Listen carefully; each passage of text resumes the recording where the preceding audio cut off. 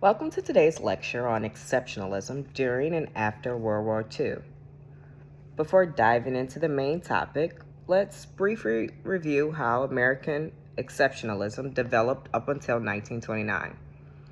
We're going to discuss its establishment under the wind of World War I and how it was halted by the Great Depression. Then we will explore how World War II catapulted American exceptionalism into new heights. So starting with the development of American exceptionalism, which we all know started with the early Puritans, where we have the idea of the city upon a hill, which sets precedence to the rest of countries. We can give credit to John Winthrop and his model of a Christian charity, which was written in 1630. And then in about 100 years, we have the American Revolution, which emphasized ideals of liberty, democracy, and self-governance, fostering a sense of uniqueness and mission. It was very critical that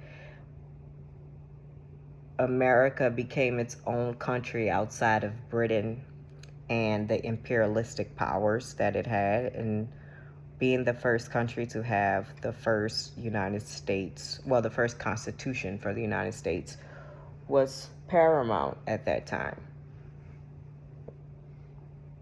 You can look to Gordon Wood, The Radicalism of the American Revolution, which he wrote in 1991, which is now like one of the foundational elements of describing the American Revolution and what it meant to be American.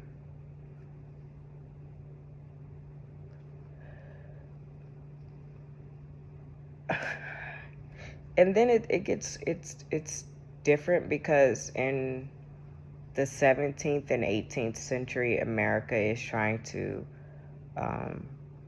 distinguish itself as this new country built on equality and democracy and capitalism and self-governance. And then we take a page out of King Britain's book and we begin to expand across the entire North American continent, reinforcing exceptionalism. Unfortunately, just like other countries before, we do have a civil war, which was a fight to preserve the Union and end slavery, further solidifying the sense of a unique national mission. So with equality and democracy and the end of slavery being the actual winner in the Civil War, this further marked the ideals of being an American. So from 1865 until the 20th century, pretty much America is kind of finding itself. And as the Industrial Revolution begins to move countries into modern technology, America is one of the basically best places to be with the open immigration policy, which we can thank to the Progressive Era, where reformers aimed at addressing social, political, and economic issues, which underscored the belief in America's ability to evolve and improve. So just like in 1865, we got rid of slavery, we still realize that as Americans, even though we all are equal, we all are different. For this, we look at Robert H. Whipp, The Search for Order, 1877 to 1920. Also, 1865 to 1877 was a Reconstruction era, so it was kind of like America was basically rebuilding herself. In 1914, World War I happens, and President Woodrow Wilson developed the 14 points, which was a post-world order that emphasized democracy and collective security. So this is the first time that America is seen as the country that not only will stay true to its ideals of equality and democracy, but it also is willing to spread that amongst other countries to reduce conflict. Because the Great War, which it was known at that time, not World War One, was the first of its kind, and the number of lost people and soldiers was something that the world had never seen before, and they swore that they would never do it again. And they didn't for like 20 years. Then they did it again. But despite the U.S. not joining the League of Nations, the idea of democracy and security was now a global responsibility with the League of Nations, even though the United States didn't join, which still gives the United States like this: we're cool, but we're not a part of it, even though we create, it's a weird concept that we have. Nevertheless, during the 1920s, after World War I ends in 1918, America experiences this surge of prosperity. Women get the right to vote. They're cutting their hair. They also have been returning, well, not returning, but actually entering the workforce after being in the workforce while many of the men were at war in World War I.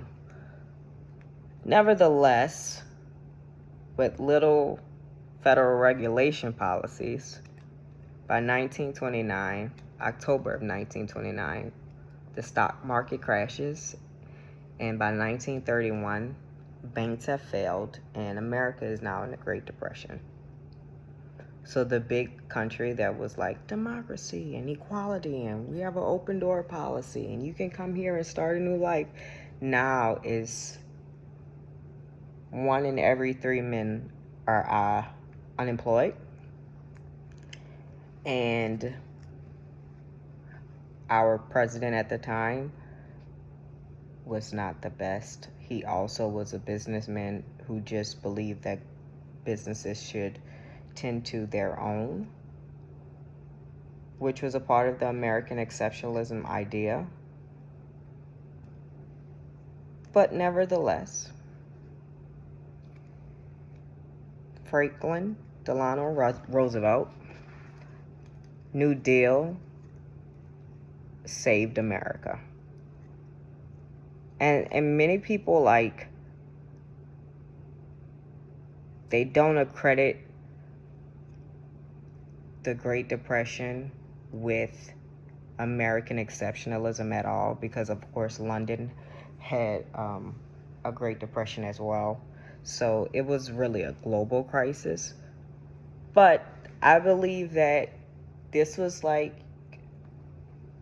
the conflict in a new movie. Oftentimes I personify America as a American, and this would be the time like where you graduate college, which may have been World War One, and then you like really think that you're gonna make it, and then you lose your job and your house, and you have to rebuild.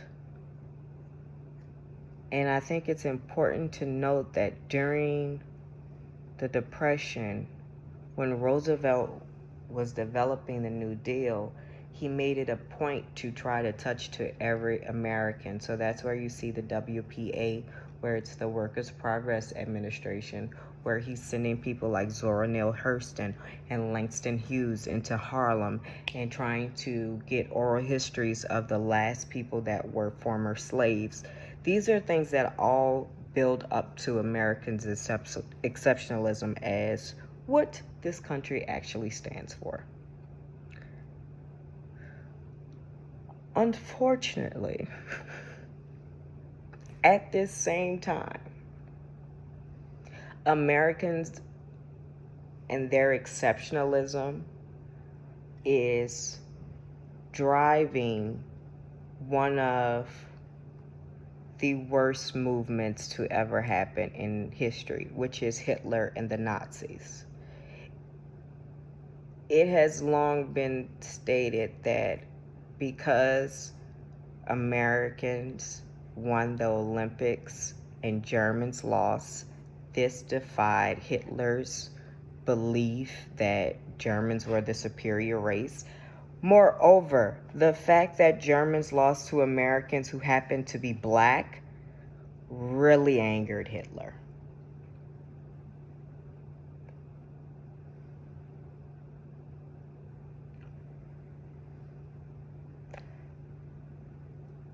I know to some people that may seem as a stretch, but hear me out. If Germans would have won the Olympics, would Hitler have been so destined to prove to the world? Or if Germans didn't win and they lost to Americans who were white, would that have at least satisfied some colorism? Nevertheless, it is Hitler's belief that even if America joins the war, as now we're into like 1939, even if America joins the war, they're made up of people that are so subhuman that they will never win against Germans. This, you know the saying, sometimes haters can be your motivators. This kind of like motivates America into becoming the gigantic force, because literally Hitler's allies, Japan, says, you know what? Maybe they are, inferior.